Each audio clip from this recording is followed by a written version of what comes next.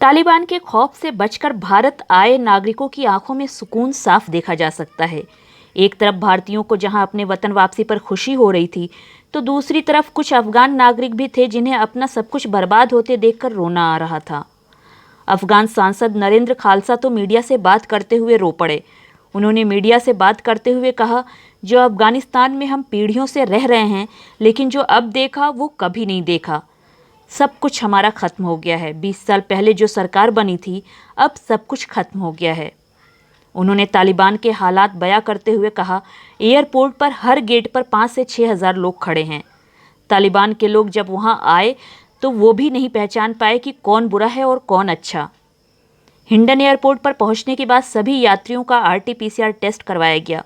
यहां पहुंचने वालों में कुछ नवजात भी शामिल हैं। एक अफगान महिला ने हिंडन एयरफोर्स स्टेशन पर मीडिया से बात करते हुए कहा, अफगानिस्तान में हालात बिगड़ रहे थे, इसलिए मैं अपनी बेटी और 2 पोते पोतियों के साथ यहाँ आई। हमारे भारतीय भाई बहन हमारे बचाव में आए। उन्होंने मेरा घर जला दिया। मैं हमारी मदद करने के लिए भारत को धन्यवाद देती हूँ। अफगानिस्तान की सत्ता पर तालिबान के कब्जे के बाद देश के बहुत बुरे हालात हैं। लोग अपनी जान बचाने के लिए इधर उधर भाग रहे हैं। इस बीच अफगानिस्तान में फंसे भारतीय लोगों को निकालने का जिम्मा भारतीय वायुसेना के कंधों पर है।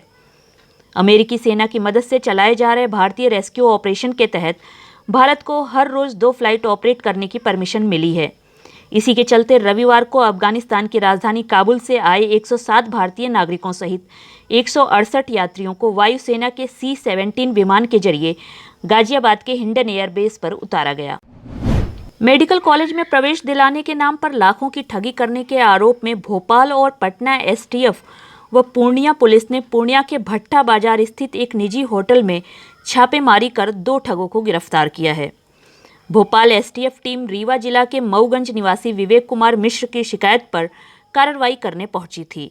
गिरफ्तार ठग पटना सिटी जलालपुर निवासी संदीप कुमार करवारिया और मधुबनी जिला के नवरत्न कॉलोनी निवासी दीपक कुमार सिंह हैं। शनिवार को दोनों ठगों को पूर्णिया CJM कोर्ट में पेश कर 5 दिन के ट्रांजिट रिमांड पर भोपाल STF टीम भोपाल लेकर रवाना हो गई है। वित्त मंत्रालय ने इन्फोसिस के MD और CEO सलिल पारेख को 23 अगस्त को तलब किया है, जो वित्त मंत्री निर्मला सीतारमण को बताएंगे कि नए ई-फाइलिंग पोर्टल में गड़बड़ियों का समाधान क्यों नहीं हुआ। काफ़ी वक्त से नए आयकर ई-फाइलिंग पोर्टल में तकनीकी खामियां देखने को मिल रही हैं। वित्त मंत्री की ओर से भी कई बार इन तकनीकी खामियों को दूर करने के निर्देश इन्फोसिस को दिए गए हैं, लेकिन इसके बावजूद इन्हें दूर नहीं किया जा सका है, जिसके बाद अब वित्त मंत्रालय ने इन्फोसिस के MD और CEO सलिल पारेख को तलब किया है। भारत सहित दुनिया के 1 अरब से ज्यादा बच्चों पर जलवायु परिवर्तन का गंभीर खतरा मंडरा रहा है। यूनिसेफ की एक नई रिपोर्ट के अनुसार भारत उन 4 दक्षिण एशियाई देशों में शामिल है जहां बच्चों को उनके स्वास्थ्य, शिक्षा और सुरक्षा पर जलवायु परिवर्तन के प्रभावों का सबसे अधिक खतरा है। रिपोर्ट के मुताबिक भारत, पाकिस्तान, बांग्लादेश और अफगानिस्तान पर जलवायु परिवर्तन का संकट सबसे अधिक है। यूनिसेफ की रिपोर्ट में दावा किया गया है कि सूची में पाकिस्तान 14वें, बांग्लादेश 15वें और अफगानिस्तान 25वें पायदान पर है। यूनिसेफ द्वारा बच्चों पर केंद्रित क्लाइमेट रिस्क इंडेक्स भी जारी किया गया है, जिसमें भारत सहित इन देशों को जलवायु परिवर्तन के मामले में सबसे ज़्यादा जोखिम वाले देशों में शामिल किया गया है, जहां जलवायु परिवर्तन कई तरह से बच्चों के वर्तमान और भविष्य पर असर डाल रहा है।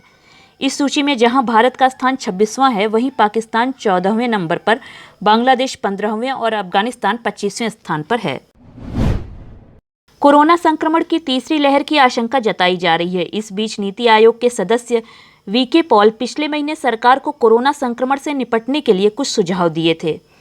इसमें कहा गया था कि भविष्य में प्रति 100 कोरोना वायरस संक्रमण के मामले में से 23 मामलों को अस्पताल में भर्ती कराने की व्यवस्था करनी ही होगी। भगवान श्री राम की नगरी अयोध्या के जाने वालों की सुविधा के लिए सरकार दिल्ली से सीधे अयोध्या के लिए बुलेट ट्रेन चलाने की योजना पर काम कर रही है।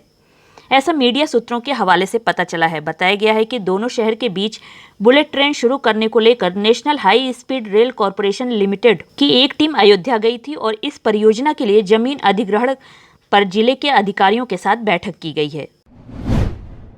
तालिबान राज स्थापित होने के साथ ही अलग अलग देश अफगानिस्तान से अपने नागरिकों को निकाल रहे हैं, लेकिन चीन ने अफगानिस्तान में रहने वाले अपने नागरिकों के लिए बेहद सख्त एडवाइजरी जारी की है। चीनी भोंपू अखबार ग्लोबल टाइम्स ने एक ट्वीट करते हुए कहा कि जो भी चीन के नागरिक अफगानिस्तान में रहते हैं उनके लिए तालिबानी कानून मानना अनिवार्य है। हर चीनी नागरिकों को सावधान करते हुए कहा गया है कि अफगानिस्तान स्थित चाइनीज दूतावास ने अफगानिस्तान में रहने वाली चीनी नागरिकों को सख्त हिदायत देते हुए कहा है कि वो इस्लामिक रीति रिवाज को सख्ती के साथ पालन करें, तालिबान के कहे अनुसार ड्रेस कोड का पालन करें और जैसा अफगानिस्तान के लोग खाना पीना करते हैं वैसा ही करें। दूतावास चीनी नागरिकों को सावधान करता है कि वो काबुल एयरपोर्ट वाले इलाके में और दूसरे भीड़ भाड़ वाले इलाकों में ना जाएं। चीन की तरफ से अपने नागरिकों के लिए जो गाइडलाइन जारी की गई है वैसी गाइडलाइन अभी तक अफगानिस्तान में किसी और देश ने नहीं जारी की है। फिल्म फिजा के प्रोड्यूसर प्रदीप गुहा का शनिवार 21 अगस्त को निधन हो गया। वे जाने माने मीडिया प्रोफेशनल थे। उन्हें कुछ हफ्ते पहले लीवर कैंसर के एडवांस स्टेज के बारे में पता चला था, जिसके बाद उन्हें मुंबई के कोकिलाबेन अंबानी अस्पताल में भर्ती कराया गया था। प्रोड्यूसर की पत्नी पापिहा गुहा और बेटे संकेत गुहा ने मीडिया को जारी किए एक बयान में उनके निधन की खबर दी है। उत्तर प्रदेश के पूर्व मुख्यमंत्री और राजस्थान के पूर्व राज्यपाल कल्याण सिंह का पार्थिव शरीर रविवार को अंतिम दर्शन के लिए लखनऊ में उनके आवास, विधान भवन और भाजपा कार्यालय में रखा गया। पीएम मोदी और भाजपा के राष्ट्रीय अध्यक्ष जेपी नड्डा ने लखनऊ पहुंचकर कल्याण सिंह के अंतिम दर्शन किए और श्रद्धांजलि दी। वहीं सीएम योगी समेत कई बड़े नेताओं ने कल्याण सिंह को श्रद्धांजलि दी। मुख्यमंत्री योगी आदित्यनाथ और प्रदेश अध्यक्ष भी पार्थिव देह के साथ हेलीकॉप्टर से अलीगढ़ पहुंचे। उत्तर प्रदेश के पूर्व मुख्यमंत्री कल्याण सिंह का शनिवार की शाम लखनऊ स्थित पीजीआई में निधन हो गया। 89 साल की उम्र में उन्होंने अंतिम सांस ली। कल्याण सिंह के निधन पर उत्तर प्रदेश में 3 दिन का राजकीय शोक घोषित किया गया है।